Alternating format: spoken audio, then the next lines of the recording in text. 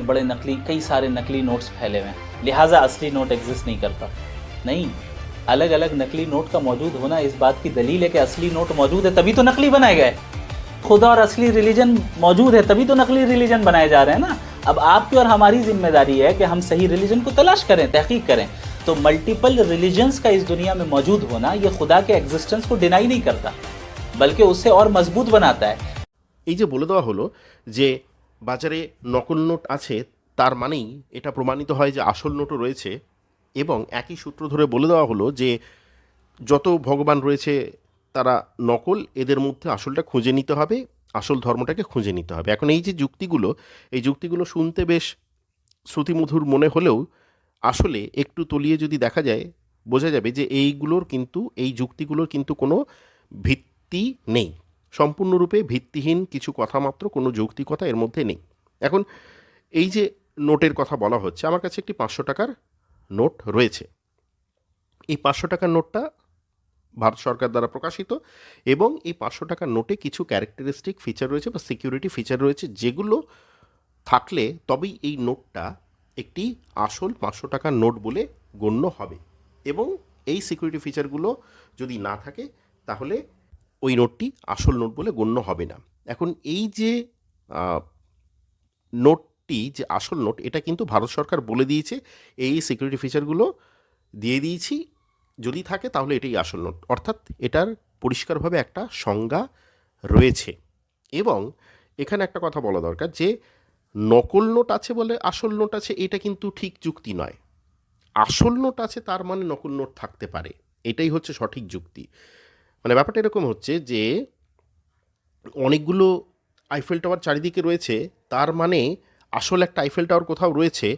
এটা আমরা কেন বলতে পারছি না? সত্যি সত্যি আমরা জানি যে একটা আসল আইফেল টাওয়ার রয়েছে, তবেই আমরা বলতে পারছি যে হ্যাঁ, এইটা হচ্ছে আসল আইফেল টাওয়ার, বাদবাকি যেগুলো রয়েছে সেগুলো দেখে তৈরি করা হয়েছে মাত্র, ওর দেখা দেখি কপি করা হয়েছে, অনুকরণ করা হয়েছে মাত্র। যেটা প্যারিসে রয়েছে সেটাই হচ্ছে প্রথম আইফেল টাওয়ার, বাদবাকি যা রয়েছে সবগুলোই হচ্ছে অনুকরণ মাত্র। এবং একই কথা হয়তো স্ট্যাচু অফ লিবার্টির ক্ষেত্রেও প্রযোজ্য। তাই এই যে নোটের কথাটা বলা হচ্ছে, সেই নোটের কথার যুক্তিটা কিন্তু একদম ভিত্তিহীন, একথা কিন্তু পরিষ্কার হয়ে গেল।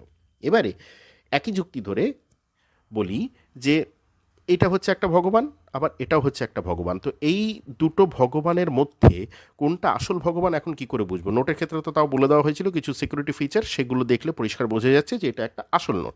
কিন্তু এই যে ভগবান দুটো রয়েছে, এই ভগবান দুটোর মধ্যে কোনটা আসল ভগবান, এই যে সংজ্ঞাটা, এই যে ডেফিনেশনটা, এটা কে দেবে? এটা তো কোথাও উল্লেখ করা নেই, বলা নেই কোথাও। তাহলে এই ডেফিনেশনটা তো দিতে হবে, ডেফিনেশন একটা থাকতে হবে, যেটা আমরা আসল নোটের ক্ষেত্রে পরিষ্কারভাবে পাচ্ছি।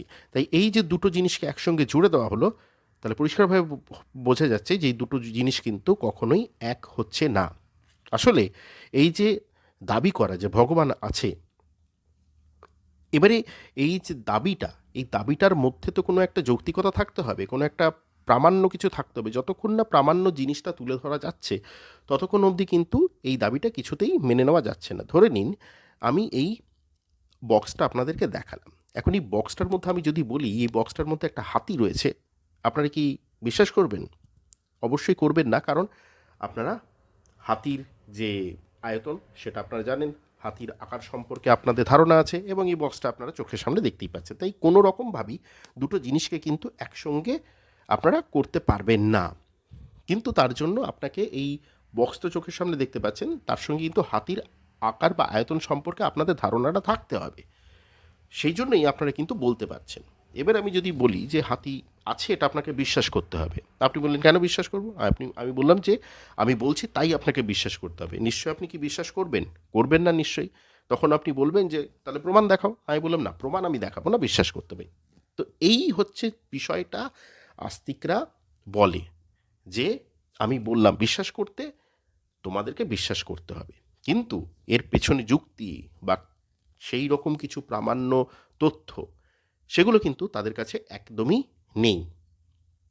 এখানেই হচ্ছে সমস্যা। এবং ঠিক এই জায়গা থেকেই এই নকল নোট আছে মানেই আসল নোট আছে, এবং বাদবাকি সব ভগবান নকল, কোনো একটা আসল ভগবান কিছু আছে, এই যে বক্তব্যটা, এই বক্তব্যটা কিন্তু একেবারেই ভিত্তিহীন, যুক্তিহীন একটা বক্তব্য মাত্র। এর কোনো সারবত্তা নেই।